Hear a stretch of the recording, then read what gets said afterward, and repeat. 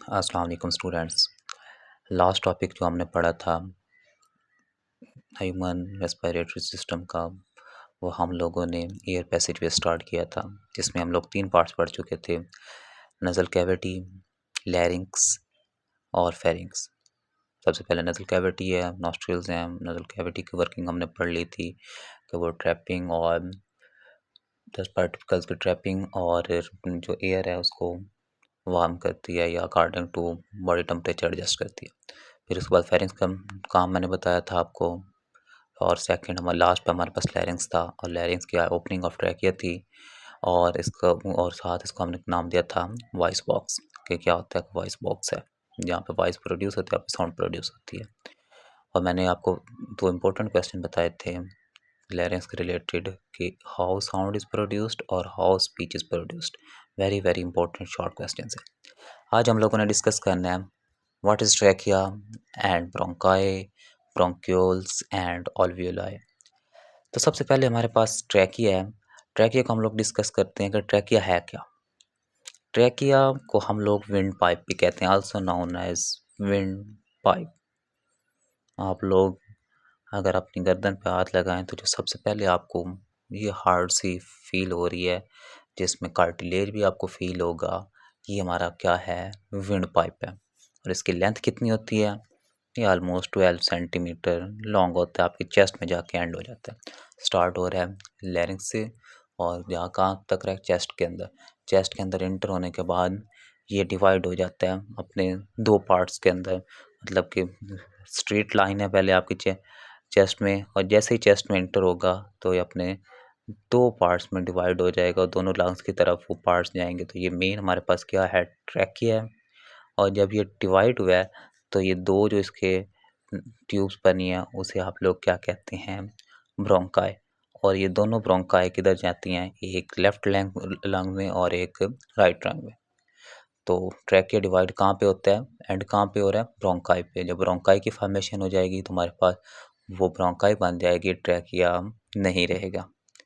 अब जो ट्रैकिया है या ब्रोंकाई है, इसकी इनर वॉल्स पे क्या होते हैं, सीलिया होते हैं, और साथ क्या होती है, म्यूकस होती है। आप लोग म्यूकस का वर्क पढ़ चुके हैं नज़ल कैविटी के अंदर। म्यूकस का वही सेम काम है कि ये क्या करता है, डस्ट पार्टिकल्स को ट्रैप करता है, क्योंकि हम लोग पढ़ चुके हैं। अब आपको क्वेश्चन हो सकता है डस्ट पार्टिकल्स आएगी कहाँ से यहाँ पे, क्योंकि वहाँ पे तो वो क्या हो चुकी है, ट्रैप हो चुकी है नज़ल कैविटी में। तो इसका आंसर ये है, तो कभी कभी आप लोग क्या कहते हैं, आप ओरल कैविटी के थ्रू भी सांस ले रहे होते हैं, तो वहाँ से भी तो डस्ट पार्टिकल्स आपकी बॉडी के अंदर जाते हैं, तो उन डस्ट पार्टिकल्स को ये ट्रैप करती है। और कभी कभी ये भी होता है कुछ पार्टिकल्स नज़ल कैविटी में ट्रैप नहीं होते, वो यहाँ तक आ जाते हैं, तो आप लोग उसे वो आपका जो यहाँ पे म्यूकस है वो उसे ट्रैप कर लेते हैं। और जहाँ यहाँ पे सीलिया का क्या वर्क है, अब डस्ट पार्टिकल्स ट्रैप हो गए, इन्हें बाहर भी तो निकालना है, या आपकी फूड अंदर चली गई है आपके ट्रैकिया के अंदर, उसे बाहर निकालना है, तो आपको क्या होने स्टार्ट हो जाती है, फौरी खांसी स्टार्ट हो जाती है। तो वो खांसी क्यों स्टार्ट होती है, वो सीलिया की क्या होती है, बैकवर्ड मूवमेंट होती है, या आप ये कह सकते हैं कि वो अपवर्ड मूवमेंट है। जब वो किसी चीज़ को अपवर्ड मूव करवाएगा और वो खांसी के थ्रू चीज़ें क्या आ जाएंगी, बाहर आ जाएंगी। इसके अलावा बैक्टीरिया भी इसमें होता है, और सीलिया उनको क्या करता है, अपवर्ड मूव करके फेरिंक्स में भेजता है, फेरिंक्स से वो वापस बॉडी से बाहर आ जाती हैं। इतनी बात आपको समझ आ गई। फिर हमारे पास एक और चीज़ है कि जो इनका स्ट्रक्चर है ट्रैकिया और ब्रोंकाई, उसमें हमारे पास क्या मौजूद होता है, कार्टिलेज मौजूद होता है। क्यों कार्टिलेज मौजूद है, कार्टिलेज की मौजूदगी इसलिए ज़रूरी है ताकि जो इसका फंक्शन है प्रिवेंट किया जाए। किसको प्रिवेंट किया जाए, कोलैप्सिंग को। किस चीज़ की कोलैप्सिंग, और क्यों कोलैप्सिंग होनी है, बाकी चीज़ों की तो कोलैप्सिंग नहीं होती, सिर्फ इन्हीं की क्यों होनी थी। कोलैप्सिंग किस चीज़ की, ब्रोंकाई और ट्रैकिया की। अब एयर पैसेज वे है, सिर्फ और सिर्फ हवा ने यहाँ से गुजरना है, तो इस क्या हो सकता है, ये क्लोज भी हो सकती हैं इस वजह से, क्योंकि छोटी ट्यूब तो उसमें से जब दोबारा से प्रेशर बनेगा वो चीज़ें ओपन हो जाएंगी। एक ये बड़ी चीज़ है, अगर मस्कुलर होती, आपस में प्रेस हो जाती, तो यहाँ से हो सकता है आपका हवा गुजरे ही ना और आपके फेफड़ों तक ही ना पहुँचे। क्वेश्चन ये हो सकता है आगे जाके भी तो कोई पार्ट हो सकता है। पार्ट अगर वो क्लोज़ हो भी जाए तो वो ओपन हो जाता है। ये वो कोई छोटा-सा पार्ट होगा।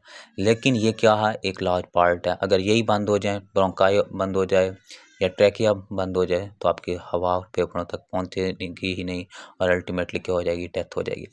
तो ये जो कार्टिलेज मौजूद है उसका फंक्शन है कि वो प्रिवेंशन करता है किस चीज़ की, कि ताकि वो कोलैप्स ना करे। कौन कोलैप्स ना करे? ट्रैकिया और ब्रोंकाई।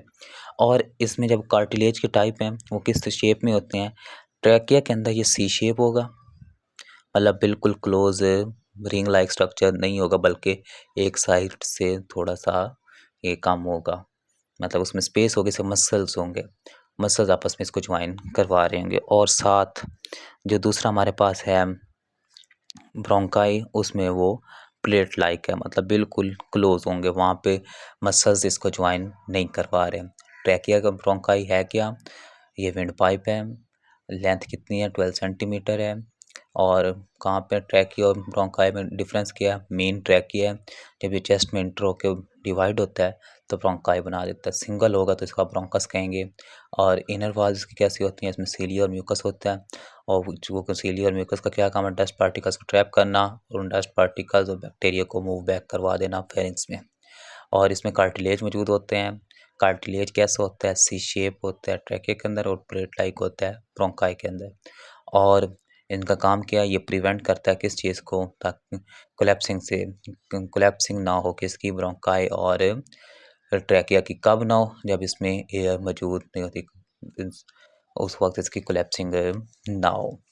फिर हमारे पास आता है ब्रोंक्यूल्स एंड अल्वियोलाई। ब्रोंकाई की तो हमें समझ आ गई कि ब्रोंकाई क्या है, ट्रैकिया डिवाइड होकर ब्रोंकाई बनाते हैं। ब्रोंकाई क्या होगा, ब्रोंक्यूल्स क्या होगा? जब ब्रोंकाई डिवाइड होगा, ये अब 1-2 में नहीं होगा, मल्टीपल में डिवाइड होगा। जब इसकी ये मल्टीपल ट्यूब में डिवीजन होगी तो उसमें एज अ रिजल्ट ब्रोंकाई क्या बन जाएगा? ब्रोंक्यूल्स।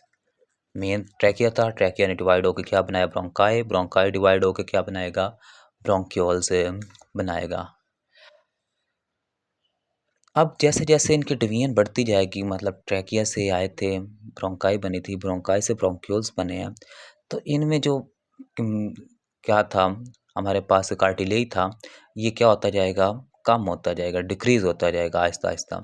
और एट द एंड जब हमारे पास अल्वियोलाई या अल्वियोलर डक्ट बनेगा, उसमें बिल्कुल ही ये मौजूद नहीं होता। ब्रोंकाई से डिवाइड होके क्या बनाया? ब्रोंक्यूल्स। और ब्रोंक्यूल्स से आगे हमारे पास क्या बनता है? Alveolar duct. यहाँ पे आके क्या हो जाती है, हमारे पास एंड हो रहा है एयर पैसेजवे। लेकिन यहाँ पे एंड तो हो रहा है, लेकिन एल्वियोलर डक्ट के बाद भी हमारे पास एक पार्ट होता है अल्वियोलाई, जिसे आप लोग कहते हैं, सिंगल अल्वियोलस होता है। ब्रोंकाई डिवाइड हुआ, स्टार्ट से करते हैं। ट्रैकिया डिवाइड हुआ, ब्रोंकाई बना। ब्रोंकाई डिवाइड हुआ, ब्रोंक्यूल्स बना। ब्रोंक्यूल्स डिवाइड हुआ, अल्वियोलर डक्ट। और अल्वियोलर डक्ट के बाद क्या होता है? हमारे पास अल्वियोलस होता है। सिंगल अगर बात करें, अल्वियोलस होता है, मल्टीपल अल्वियोलर अल्वियोलाई होते हैं। ये अगर मैंने वहाँ पे छोटी-सी डायग्राम सिंपल आपको समझाने के लिए बनाई थी। ये हमारे पास क्या था? ट्रैकिया था। ये लेफ्ट राइट डिवाइड होके हमारे पास क्या बन गया? ब्रोंकाई। ब्रोंकाई लंग्स में एंटर होने के बाद क्या करता है? डिवीजन करता है मल्टीपल साइड्स पे। तो ये हमारे पास क्या बन जाता है? ब्रोंक्यूल्स। आगे जब ब्रोंक्यूल्स डिवाइड होता है तो हमारे पास क्या बना देता है? अल्वियोलाई बना देता है। आगे ये जाके जब ये डिवाइड होगा छोटे-छोटे पार्ट्स के अंदर, ये एंड पार्ट्स होंगे, तो ये हमारे पास क्या बनेगा? अल्वियोलर डक्ट बनेगा। और अल्वियोलर डक्ट फॉर एग्जांपल, ये हमारे पास अल्वियोलर डक्ट है, इसके एंड पे पाउचेस लाइक एक स्ट्रक्चर होते हैं और इसके इर्द-गिर्द क्या होती हैं? कैपिलरीज होती हैं।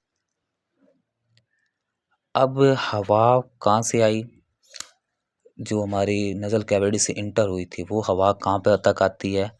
अल्वियोलाई तक आती है। अब यहाँ पे अल्वियोलाई के अंदर, वो लंग्स के अंदर आपकी वो एयर मौजूद है जिसमें क्या है?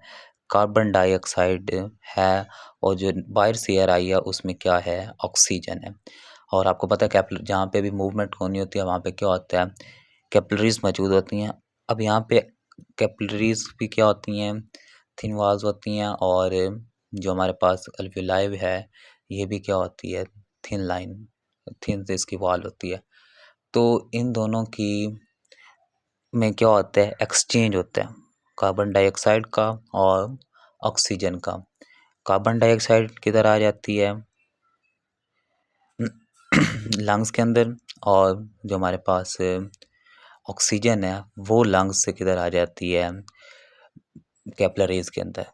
तो आप लोग अगर देखें, आप लोगों ने पूरा टॉपिक अगर डिस्कस किया है, सुना है, तो हमारे स्टार्ट से नज़ल कैविटी से लेकर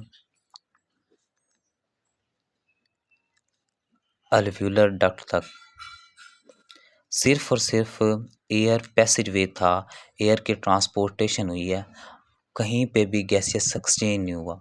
गैसियस एक्सचेंज जस्ट तो जस्ट कहाँ पे हुआ है, अल्वियोलाई में हुआ है। आपसे ये क्वेश्चन पूछा जाता है एमसीक्यूज़ के अंदर, कौन सा पार्ट है जो क्या कर रहा है, इन्वॉल्व है गैसियस एक्सचेंज में। डिफरेंट ऑप्शंस दिए होते हैं, अल्वियोलर डक्ट है, ब्रोंकाई है, या अल्वियोलाई है, ब्रोंक्यूल्स है, कुछ भी दिया होगा, लेकिन जो एक्चुअल आंसर है वो क्या है, अल्वियोलाई। बाकियों का काम क्या है, जस्ट और जस्ट ट्रांसपोर्टेशन करना, ट्रांसपोर्ट में वो हेल्प कर रहे हैं, लेकिन जो हमारे पास गैसियस एक्सचेंज में इन्वॉल्व है वो कौन है, सिर्फ और सिर्फ अल्वियोलाई है।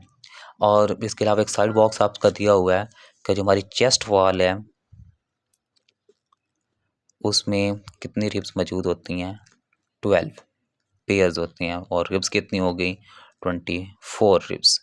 अब रिब्स हैं आपस में, वो बिल्कुल हड्डियाँ तो नहीं जुड़ी हुई, रिब्स के दरमियान में मसल्स भी हैं। उन मसल्स को क्या नाम दिया जाता है, इंटरकॉस्टल्स मसल। तो जब आप सांस लेते हैं, आपकी रिब्स मूव करती हैं, वो किस की वजह से कर रही होती हैं, इंटरकॉस्टल मसल्स की वजह से मूव करती हैं। चेस्ट वॉल्स में कितनी रिब्स हैं, 24 हैं, और पेयर्स कितने हैं, 12 पेयर्स, और इसके दरमियान में मसल्स होती हैं जिन्हें आप लोग इंटरकॉस्टल मसल्स कहते हैं। आप लोगों का कोई क्वेश्चन हो आप लोग पूछ सकते हैं। Thank you.